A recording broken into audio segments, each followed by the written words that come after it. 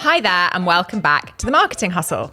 If you're new here, I'm your host, Lottie Unwin, and I'm obsessed with startup marketing. Every episode, I'll have a guest join me that I get to ask all of those questions that I'm desperate to find out answers to about just how they're building these brands.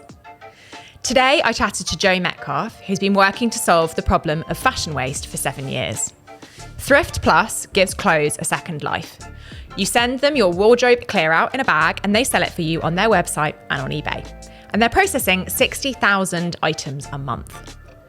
We talked about, which was kind of bizarre for me, how some businesses don't need marketing at a given time to go faster, and his really huge plans for the future. Before we dive in, please don't forget to hit that subscribe button so that you never miss an episode of The Marketing Hustle. And if you enjoy what you hear today, please do give us a rating or review on your favourite platform so that more people can find out about us and we can get more incredible guests on the show. Right, so we were talking about who your customer is, really, and that they're not the vintage customer, which I guess is the assumption that someone looking at your business fresh would have. Yeah, exactly. So Vinted is so widely known now. We always, even when I'm explaining the business to people who haven't heard of it before, they'll say, oh, right, so it's similar to Vinted. It's like, well, actually, kind of, yes, but we're here for anyone who doesn't use Vinted, which, according to eBay and Vinted stats, is about 75% of the population. Is that a defensible position, given the meteoric rise of Vinted? So if I take a sample of our recent Trustpilot reviews, we actually get one of the recent reviews like we've had is someone called Carol, who said, I've just recommended this to my daughter-in-law and to my grown-up granddaughter. So like actually we involved in tech see this meteoric rise in Vinted. Yeah. And also Vinted has been doing so much on television with hundreds of millions of pounds on TV advertising. So it is just a household name. But when you actually look at who's using it, it's less than 25% of the population. And do we think that that's only just starting to be adopted? Or do we think that actually with 100 million of TV advertising and everyone in the country already knowing who it is, we're pretty close to the people who use Vinted now are going to be the people who continue to use Vinted? Okay. Like I personally feel that we often, so actually before the growth of Vinted, we would talk about Depop graduates. So people would talk, in the last 7 years we've been doing it was actually Depop, not Vinted. Yeah. And we'd say, well, actually it's the people who don't have time. Students love Depop, and people who are entrepreneurially spirited love to sell and love the way of getting items back into circulation and getting £2, £3, £4 per item. But quite quickly, once you have a family, once you are really busy at your job, once you would rather spend your time doing your hobbies, you don't spend your Saturdays taking photos of your old clothes. And these models have happened before as well. So you've got your kind of music magpies where you send all of your CDs and DVDs, where it's not worth your time selling items at an individual level. Yeah. You could have listed your CD on eBay, but you don't. You package it up in a box. And once you send it to someone who can process and sell those at scale really efficiently, it's not worth your time doing an individual, but it is worth their time, or it is worth our time processing a bag of 15, 20 of your items. I've got lots of questions, but I feel like before we dig further, I should ask you to do a 30-second summary of what your business does. Let's do it. Go for it. So Thrift Plus is a managed marketplace for pre-loved fashion. Okay. So managed marketplace meaning not peer-to-peer, meaning that we actually have physical operations. We have a warehouse with 80 team members who are taking photographs of the clothes, capturing the data, and then our tech automatically prices and lists online. So it means that the proposition we can offer the seller is a completely seamless, hassle-free, frictionless way of selling your secondhand clothes, and we actually position that as a wardrobe clear-out service.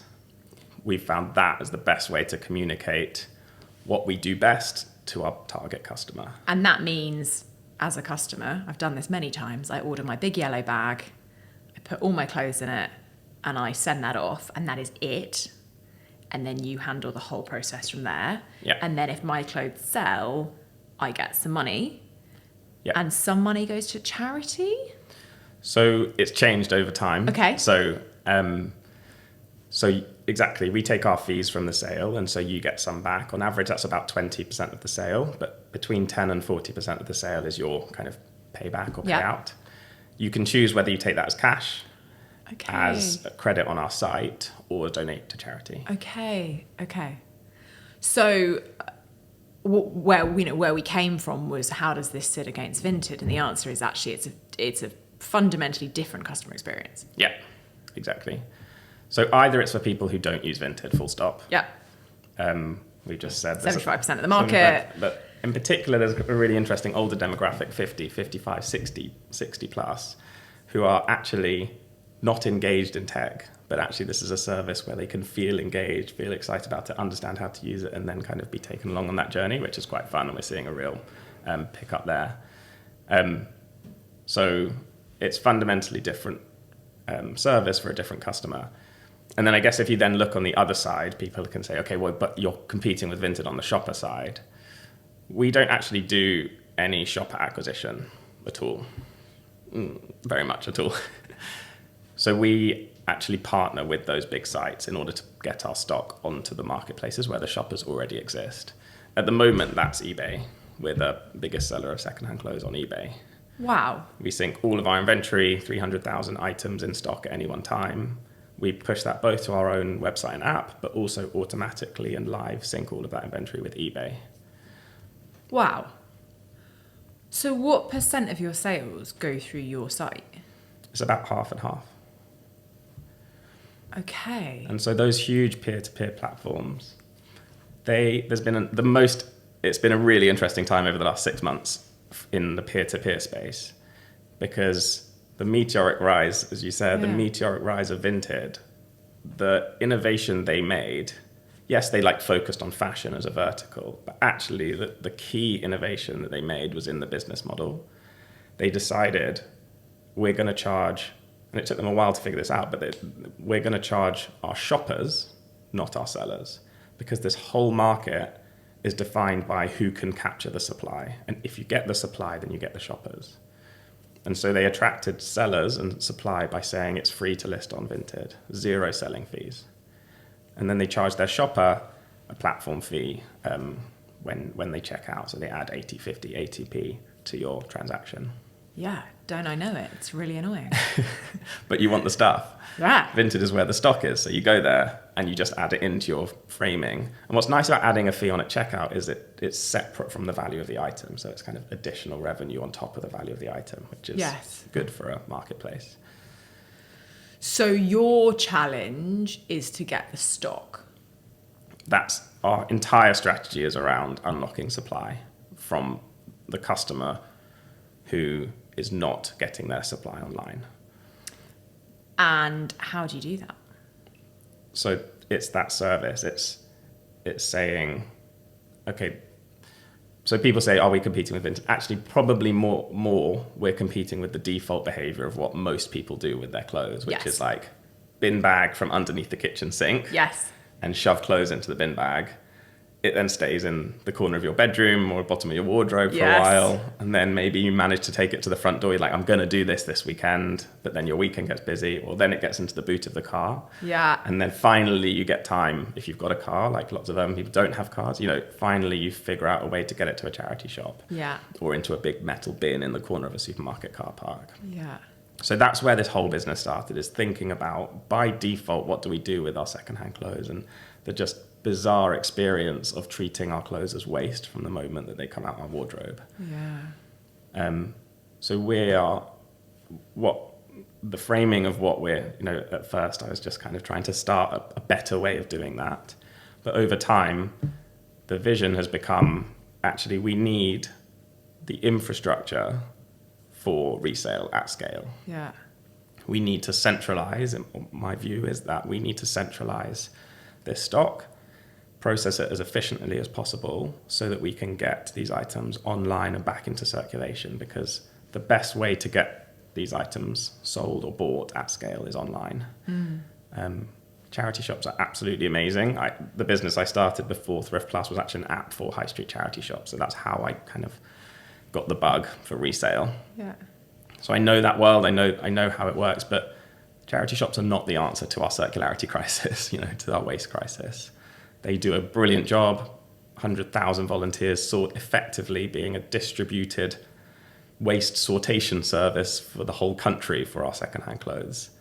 But actually, without an online channel to actually get those back into circulation at scale, they haven't got the answer to really move the needle on this. Have I been sold a PR story, or is there kind of horror involved in the charity shop process? I feel like I've heard all of these stories of it ending up in landfill, and is there a dark art that you're able to protect, or actually is there good stuff and I shouldn't be brainwashed? I think in general, the framing of charity shops should be that they are doing an amazing public service, and they're volunteers sorting the clothes and then being sold. Unfortunately, they're only sold for like £1, £2, £3, £4 per item to people who are wandering down the high street and popping in and browsing a rail. So, but the realities of what they get given means that I think about 50% of what they receive is automatically just sold by the weight. It's not good enough. Yeah. And then of the volume that they then put on for sale, again, maybe even half of that then still isn't sold. So a large majority of what they receive and an important part of their income is from what's called the rag trade, selling the stuff that they don't want by the ton to people who then bale it up and export it overseas. Now, on the surface of it, that all sounds quite scary and murky, but actually, the reality is that we can't afford to sort our own clothes in the UK because of our wages, because of the labour costs. We at Thrift can, effectively, because we're getting better quality stuff and we're selling the good stuff online, and it subsidises the stuff we have to sort. But so it gets shipped and it then gets sorted overseas, whether that's the Middle East, whether that's Turkey. It gets graded and then sold on to the next customer. So most of this stuff, anything with value, is being sorted and is being sold on. Yeah. And there are very differing reports of the percentage of which actually ends up in landfill. We're not actually just exporting our waste, we're exporting a good which needs to be sorted and has value. Yeah, that's fascinating. What I think is so fascinating about your business, which I know the surface of, and the context for anyone listening to this is I've got to know lots of Joe's team over the years. This is the first time we've met, so I feel like I've got this weird, slight insider lens. But I'm always astounded by the complexity of the tech. Like, the complexity of the tech and the operations, which I think are kind of unimaginable, and I suspect your warehouse is a real sight to behold. And yet, as a consumer, I put my clothes in a yellow bag and I get some money in my account. Did you know you were building a world-leading tech and ops business when you set out to do this? So I would frame it, in my mind I frame it, the tech is great, but we are more of an operations business. We're more of a tech-enabled operations business. So any really true, and Henry, our head of engineering, I'll check this with him when we get back. But any true techie wouldn't be overawed by the tech that we've built. Okay. It's not incredibly intelligent. It's just really robust tech that allows us to really efficiently capture data, really accurately track individual items through our process and across multiple channels, and to price and to discount. Now that increasingly at our scale, that gets more and more complicated, and the fact that we are transparent end to end on every item for our sellers means that tech has to be held to a really high standard, and holds us to a really high standard.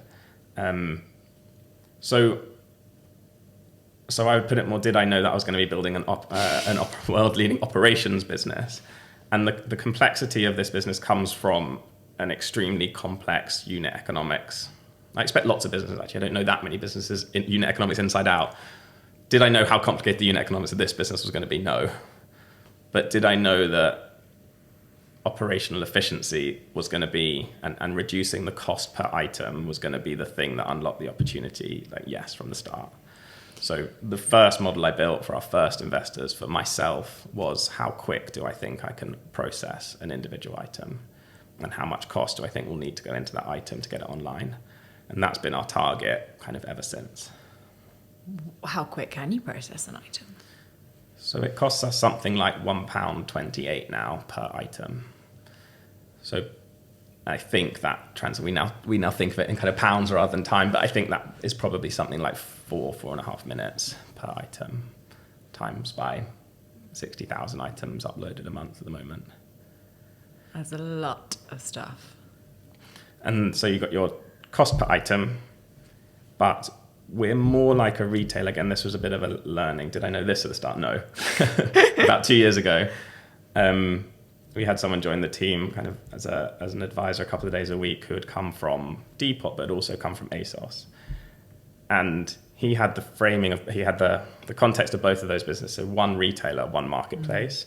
And he came into Thrift Plus and was like, this is a retailer, not a marketplace. We put cost into every single item. That £1.28 is in every single item. So actually, your inventory costs you money. The inventory for a marketplace doesn't cost them any money. And so sell-through is suddenly incredibly important for a retailer. Percentage of stock that you've bought that you go on to sell. For us, buying the stock is effectively processing the stock. We don't buy it from a supplier overseas or from someone who's making clothes, but we effectively are paying to get it back from your wardrobe and to take the photographs and get it online. So you've got your selling price, you've got your cost per item, but that's really closely linked to your sell-through and the playoff between those two. And then you've got your third one, so 3 parts of the unit economics is your selling price. So all of those can go up and down, and you see versions of our model, you see versions of the resale model, which is doing those in different ways in order to make the numbers work. So at the luxury end, much higher ASPs, and therefore you can afford to give higher payouts to your sellers, and you can take longer doing the listings, and the unit economics just works more easily at higher value items. But we're down at the £9, £10 per item level. You have to be extremely, extremely efficient and get high sell-through. Is AI going to change everything? I think that, so again, two sides, the kind of seller side and the processing, and then the shopper side. I think there's really clever stuff that it can continue to build on the shopper side in terms of personalization and search and discovery, which is particularly important for large inventory. When we get to the millions of items, then we're going to be getting to the how do we help people find the item they want, which I think will be even more important. On the processing, I think this stuff is kind of the type of AI that we're going to be using, which is capturing the data more effectively, has actually been around for a few years. It's not kind of the LLM stuff. It's like computer vision. That's actually never reached the top of our pile. Because the time it takes us to say, for one of our team members to use our app to say these are women's blue jeans isn't actually very long. But there are other benefits to automating that, because it's just accuracy, predictability. We don't need as much training. So it will be really important. We're actually just doing a project on it now. I don't think it's a game changer. I think it just firms up and makes us more scalable. Incremental, yeah. I think it's an incremental gain. Yeah. So I read on LinkedIn that you have had some pretty insane year-on-year growth. 80% growth? Yeah, Q1 this year was 80% up. That's wild. How? So, in fairness, I guess this business is... So I started it 7 years ago. And if you pull the timeline back on our chart 7 years, it's not this beautiful, steady upwards tick. It's rapid growth actually a couple of years ago to then realizing we didn't have our unit economics in place and really pulling things back to go back to the foundations. So actually, a year ago, we were pulling things back. Low base. And we were figuring out the unit economics, and then we started to step on the gas again. So it is like true growth from a low starting point. And particularly fascinating that you have, the way you've just described that is that you have a level of control, perhaps because you're 7 years in, where you can put your foot down and there's the predictable response. Yeah. Which comes from time and learning and confidence in input and output. Yeah, exactly. I think when you reached out to me about doing the podcast, I was like, just to let you know, I'm no marketeer. Like this business, the thing that we've needed to solve in order to get to where we are, in order to get this business off the ground, in order to scale, is actually not marketing. It's not customer acquisition. It's just bizarre. But 50% of your sales are coming from a partnerships plan, which is not market. There's no brand in that at all. Exactly. So this is all about, I'm not going to go through the unit economics all over again, but like this is all about a unit economics challenge. We have never been short of supply because we're offering people a free service to clear out their wardrobe, and people give us clothes when you do that. Yeah. And we've never been short of demand because we're plugged into eBay from the start. At one point, it was 95% of our sales on eBay. And slowly our own organic channel just kind of grows and grows and grows nicely, our direct channel. So how have we got to that space? We've just effectively allowed more supply to come in. We do some paid marketing. I don't mean that we don't. I just mean it's not our biggest challenge. Like the business grows because we've built this kind of big box in Market Harbour in the Midlands where you put clothes in one end, process it, automatic price list across channels, and it turns into cash. Then it's actually, how do we put more, we just need to put more clothes in. And you say there is no issue with supply. Does that mean you're turning down supply? It means that we've got a very deliberate growth plan, and we don't want to go over the growth plan. Okay. Because operations gets very hard if you get unpredictable. Our type of operations gets very hard if you suddenly spike in a month. So we are not, at the moment, finding it difficult to grow at the rate we want to grow at. So you just turn on a few ads and word of mouth does its thing, and then you have enough supply, and then you pull down spend when you've got enough. And I guess the caveat I would say, I suppose, is that what we're starting to dig into now. So now that we have sorted the unit economics and we do want to grow supply, we need to make sure we're now starting to really focus on our seller NPS, our seller experience. And it's, again, really bizarre that that's not had to be a priority to us. And it's like strange and kind of uncomfortable for me to say that. But when you've got a 10, 12-week backlog of bags and a tiny, tiny team, and actually the pricing algorithm's broken, then you don't divert resources, tech resources, thinking, product problem solving in order to fix that problem for our sellers, when actually it's just something that is broken, but has to be put off for now. But clearly what you're giving your sellers is good enough, proportionate to the alternative, which is so bad, that good enough is okay, is sufficient to get the volume of transactions you need. Yeah. And so it's only when you need to win over customers who have less of a burning pain point that this stuff becomes a priority. Yeah, I think that's right. And I think the other caution to what I've just said that we are working through at the moment is that you do need those customers that we're acquiring to like the service enough to come back, so that there is an underlying organic growth that kind of is the foundation of the growth. So let me say that again. Our sellers' experience is actually quite highly polarized. We have loads of people who are giving us 9 or 10 out of 10. That's so bad at sneezing. Okay, we're back on it. I can never actually sneeze. So let's go through this ridiculous but never actually sneeze. So there are some sellers that give you a 9 out of 10 experience because they're our perfect target customer. Okay. The win for them is that we've given them space in their wardrobe. Yeah. We've made it really easy. It's out of their house, out of their hands, off their brain. And that's enough for them. And that's enough, and they trust us. And that anything after that point is a bonus. And they really love our mission, that we're doing absolutely everything we can. We're a team of people who are mission focused and very deliberately trying to solve a very hard problem. And they kind of give us the benefit of the doubt of that as well, I think. And so for those people, we're getting 8, 9, 10 out of 10 on the NPS scores.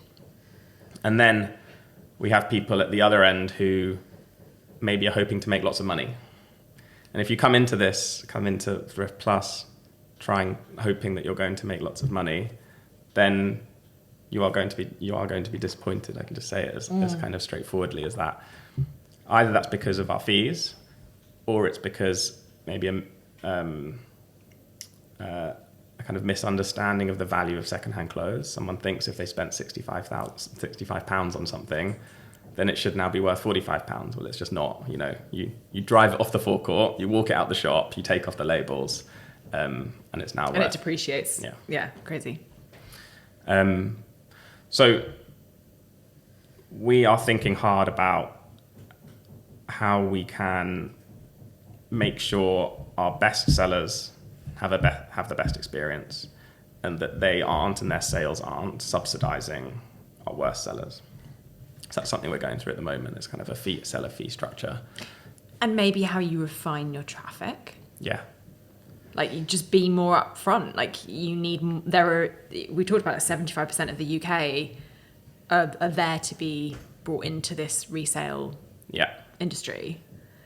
So you only need the ones that want what you offer. Yeah, exactly. And it's almost problematic that it comes back to like the need being so strong that you can be not right and customers still come to you. Exactly. And a free service. Yeah. So I remember kind of 18 months ago when we were trying to kick off supply again, we had this kind of, when sellers were onboarding, when they were ordering a bag from us, we kind of had a flow where they would say, okay, I want to start my wardrobe clear out. And we would ask them 3 questions, and then they would order their bag. And we were like, okay, how do we improve conversion? We removed the questions, and you doubled conversion. We're like, woohoo. But actually, the people who are dropping out when you ask them those questions, when you say, are you happy with our fees? Yes. Do you have these brands in your wardrobe? Yes or no? Actually, you do want them to drop out before they order a bag. Firstly, because it costs us money to send them a bag, but also because even if they then go on to fill the bag and send it back to us, costs us more money, they're going to have a bad experience. So what we see from there's a couple of very large examples of companies doing the same thing as us in Europe and the US. And they actually charge quite a lot for this service. They charge for you to order the thrift bag, or the resale bag. And then they either then charge a listing fee per item, or they charge you $14, $15 just even for them to process the bag.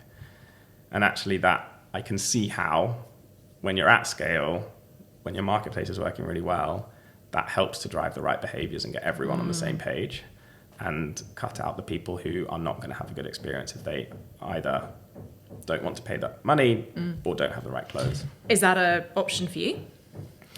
Yeah, we're looking at versions of that now. We've got a pretty... our fee structure at the moment is kind of the same for everyone. So yeah, we're looking at the listing fee per item in particular. Not that you would pay it up front, but that it would be held as a kind of... £1 per item against your account. For us uploading 10 items, you'd start at a negative 10 balance, and then you'd earn it back, or something like that. Yeah. So interesting. Like,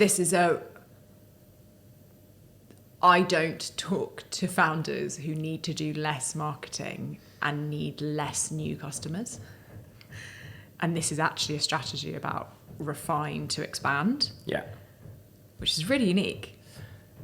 And yeah, exactly. And actually having a smaller customer base of people who you're making money from, rather than a larger customer base where a third of them are losing money, or creating higher fees for the others. For sure, and that's the commercial logic to this. There's like a consumer benefit, which is to be part of a smaller customer base who's getting exactly what they need, a service that really delivers on something that was really annoying before, and that they can do something good for the world, is better for the customer than having a load of customers who aren't satisfied. Yeah. exactly. Like everyone's winning from that outcome. Yeah.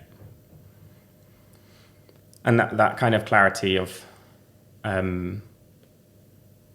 not adding the burden of, so for example, the bags that we send out which never come back to us. So we're also doing the modeling as to whether we charge for bags just a small amount to cover our costs of sending the bags out, so that again we're not having to charge higher fees to the people who do send the bags back, effectively subsidizing those who are costing the business money. Yeah.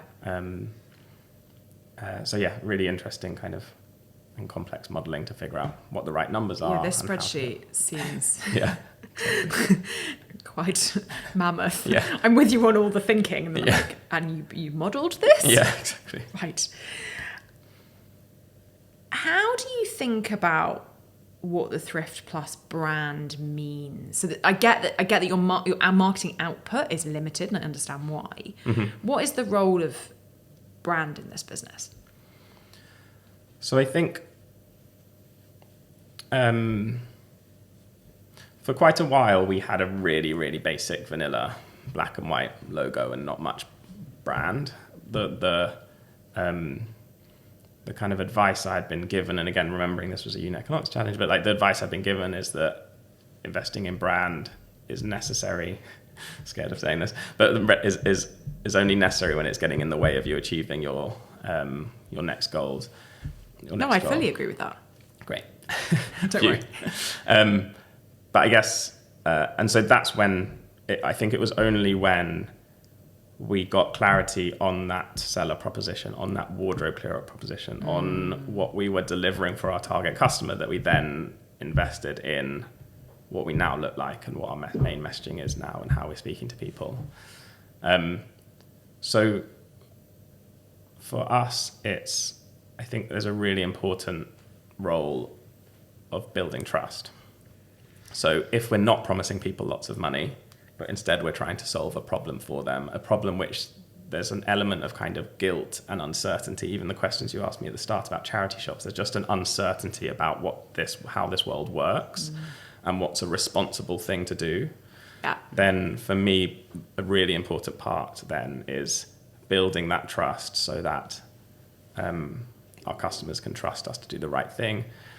And so some of that phrasing then would be, not that this is necessarily kind of customer facing, but internally that people can trust us to be the most effective way to get their items back into circulation. And we don't necessarily therefore have to like pitch ourselves against charity shops or pitch ourselves against other ways of doing things, but just for our own goals in what we're trying to achieve, but also in building that confidence. So for example, I expect we're working with, as I said, we're listing all of our stock automatically onto eBay, but we're also speaking to we're speaking to Vinted and Depop now, who are building those APIs to allow sellers like us to list stock onto those platforms.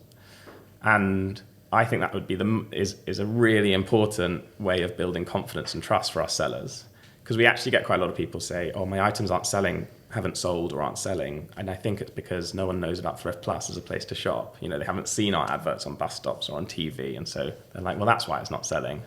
But actually, if I can say, "Your item has been sent in, it's been processed, and now it's listed on Thrift Plus, and eBay, and Vinted, and Depop," then you suddenly start to build trust that, again, we are the most effective way of getting that stuff back into circulation. Will there ever be a moment where brand awareness really matters? Because at that point, with the unit economics in place and the operations set up to scale, I can see a huge value in being known as the single way you get your product listed in all of those places. Yeah.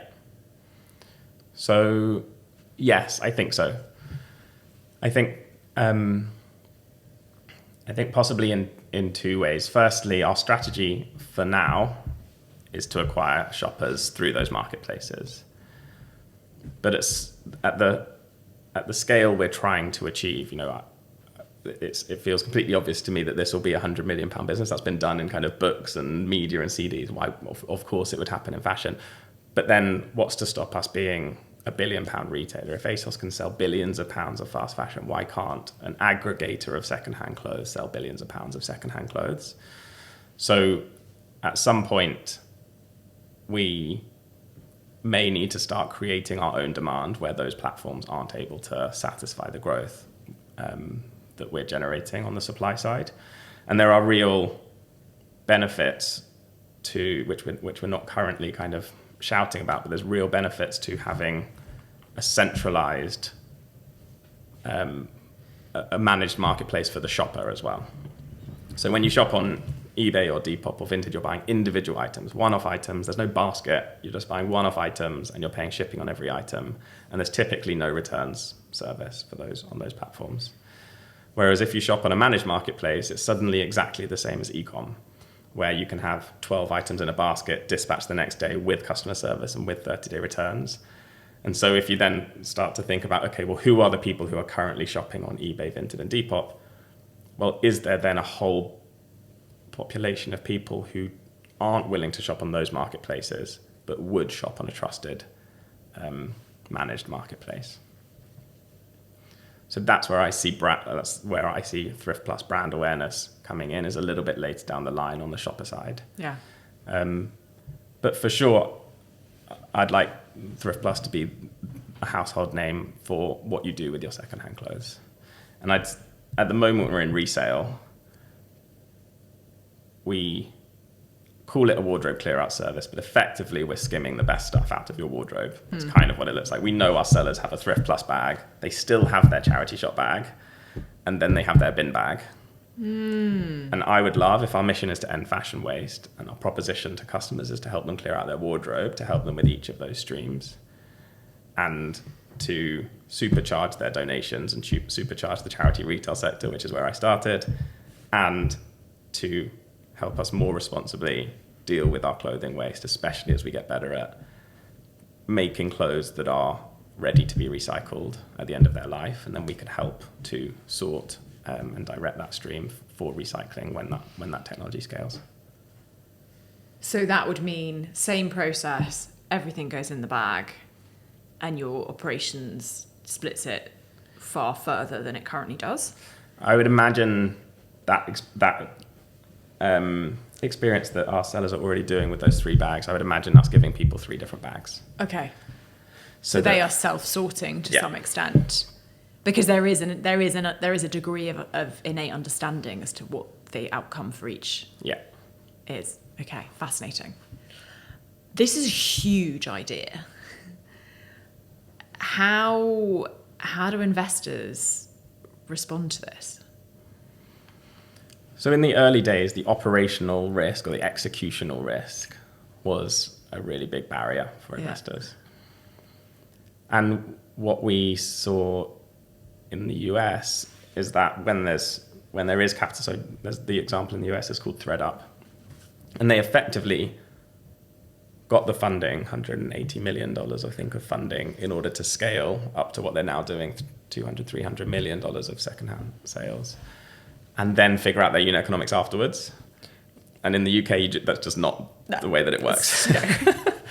So that's why it's taken us 7 years to figure out the unit economics. And now we're speaking to investors, and they're really excited about the idea that, about the fact that we've figured out the unit economics, that whole conversation we've just had about supply being unlimited and not being an issue, and the distribution channels to other marketplaces, it's suddenly all kind of fitting together now. So it's been a lot of hard work and a lot of hard investor discussions over the years to get here. I think we've raised just over £8 million. And now finally, it feels like I'm kind of, the doors are kind of pushing open more easily. Great. What have you learned from all of those conversations? I've grown quite tired of them. Yeah. I think yesterday I had 6 calls where I was explaining what Thrift Plus does and answering a lot of the same questions. And I have found it really frustrating. I think lots of founders I speak to in the UK in particular, and you know, we're going through a cycle at the moment, so it's not always the investor's fault, but I've found so many founders find the fundraising process to be so grindingly difficult that it discourages them from fundraising. And it's just such a shame. I don't know the answer. There's much smarter people than me who will be figuring this out. But it was such a shame that our most ambitious people in the country, the most ambitious minds that we have, are being ground down rather than built up and energized and funded. And we're just lacking that ability to give those founders the resources they need to shoot for the stars, and some of those will work, and then, hey, guess what, those founders will either start another one or will fund the next batch of people who think like them, who can build those massive businesses. So the way that I see that on the ground, like on the ground when I'm having the conversations, it's often investors will be judging us for what we've achieved over the last 12 or 18 months, which is important. It's really important. But in my mind, you would be assessing that to understand the executional ability of the team. So actually the question you should be asking is, what could this team have done with more resources? And I just never get the idea that that's what they're thinking. I get the idea that they're saying, oh, growth wasn't that great. And I say, well, I only just scraped together 1.2 million for an incredibly hard and operational business. So actually, incredible execution with 1.2 million should be the conclusion, not why have you only delivered on this much growth? Or what size is your team that you've managed to achieve this? Wow, you've only got 14 people in your team, including customer service, including tech, including warehouse management staff. So it's just a shame that we're not framing that. Those conversations don't feel like they're framed in a way of how big could this business be, and am I impressed with the fact that the team has delivered on this so far, and what could happen if they had enough capital. Has that felt significantly different now your numbers look transformed? As in, that leap of imagination is now much easier to make than in the previous world? Yes, but it comes with complexities that our valuation is much different now, and the dilution is much different now. And the fact that we've been around for 7 years, so we're not this kind of darling of the VC world, which has gone through, it's only been around for 2 years, 3 years, and has gone through the stages, the predictable stages. So it just adds complexity.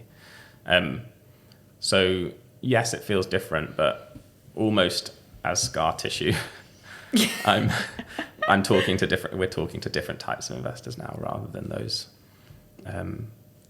kinds of VCs that haven't helped us to get to where we are now. How do you find the energy for all this?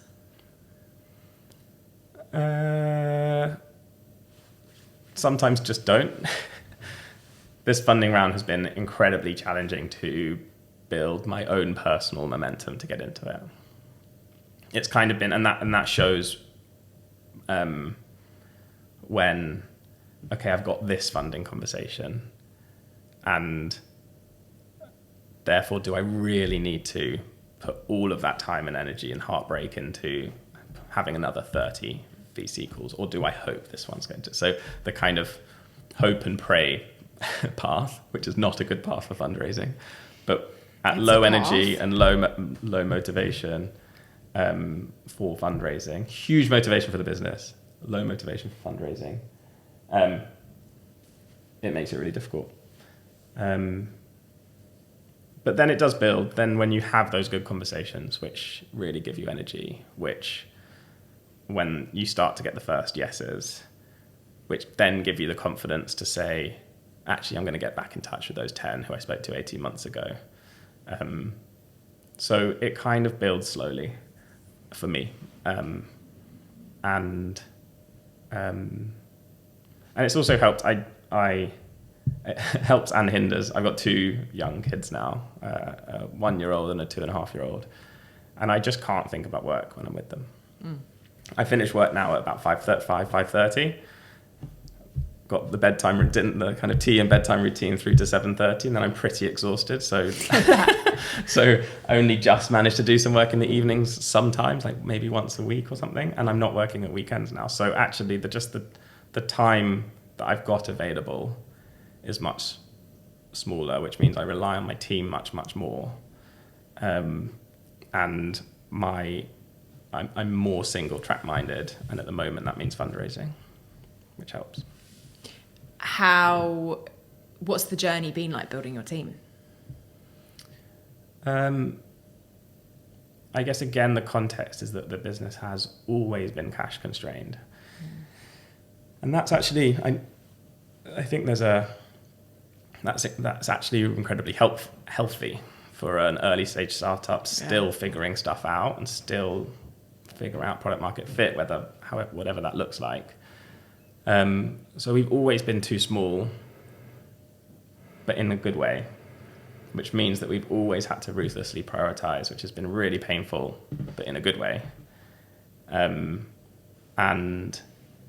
the bit that I'm finding particularly painful now, though, is that we do have such an exceptional team, and all I want and all they want is the resources to actually run at it and not be completely stretched, and just have that extra person in that role, which we know we need. Just have that extra person in that role so that thing which we know is important isn't spread across 3 people.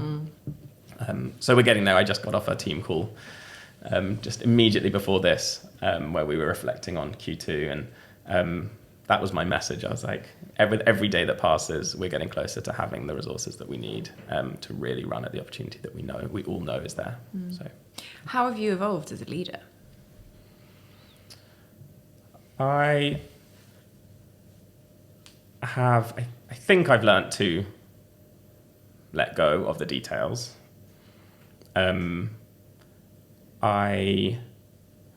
maybe another way, and this has only been maybe in the last 6 months, we've hired a brilliant COO, and that's been a really important transition for me and for the business, where I can have all of those conversations that I was having before, but with her. And she finds it a lot. But it means that I can have unfiltered conversations about ideas, about thoughts, about concerns, about worries, which otherwise those thoughts were either just in my head and adding to the burden, or they were being directed at members of the team who didn't know how to process those, where it wasn't a priority, but I kind of wanted it to be on their radar, and they weren't quite sure where that fits in priorities. Oh, that resonates so hard. It's like, this is an important thought. I need it to be on your radar, but I just know you're at complete capacity. So does it just stay on my list, or is it one of those things which is important enough for me to discuss with you? When I know it's going to just throw you out a little bit. Yeah. Like there's a shadow and a drag which comes from just distracting anyone. So I think having that relationship with Tess, our COO, helps me to be more hands-off and therefore be a better leader, I hope. And then one of the key bits, I guess, I've kind of learned or developed, having done this for a little while now, is, and I think at our last Christmas event, I think we each kind of got made up awards. I think I got the unflustered CEO award. I just don't get that flustered about stuff. Incredible. And it's something that I've learned. I don't know. It's not that I don't find it stressful. It's just that and maybe having a family, I've just gained a little bit of perspective. I think there's something that helps in that I have got the business to this stage, which I'm really proud of. Yeah. And that its continued success from here doesn't feel like it's all on my shoulders. It feels like it's also on our board, and it's also on our major investors. And actually, all I can do is keep working with the team to deliver on the plan, working as hard as I can to give the business the cash and the runway it needs.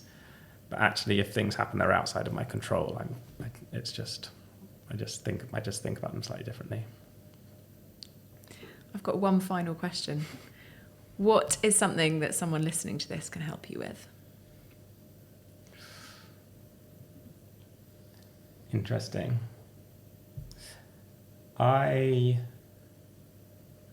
What I've loved,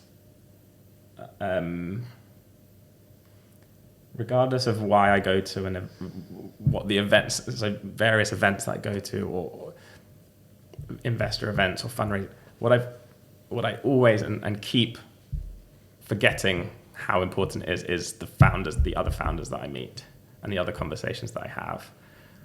Maybe that's because you resonate with someone who thinks about things or is worrying about things in the same way as you, or because actually you see that as a brilliant business and a brilliant founder that you can make a connection with. So those types of connections where someone listening to this has thought, I know who he should speak to, would be awesome. And so I don't know what that means. I'm not going to say investors. Like, that's not like, I'm going to, it's another founder. It's someone who's built an operational business. It's someone that has 2 kids and is a founder, whatever it means. I That's love something that. that's There's a resonating. few themes in what you've said that are specific. Yeah. Like lots of your situation is quite unique in like a few different points. Yeah. And I think that's a great call to arms for anyone who resonates with like one of those particular time and place moments. Yeah. Great. Thank you so much for coming. Awesome. Thanks for having me. Pleasure. Thank you so much for listening. Next up, I've got Mark Rushmore, founder of Surrey, the electric toothbrush that has grown crazy fast, coming on the show. We'll be back in a fortnight with that episode. And remember, if there's someone you'd like us to speak to, drop me a DM and I'll try my best to get in touch.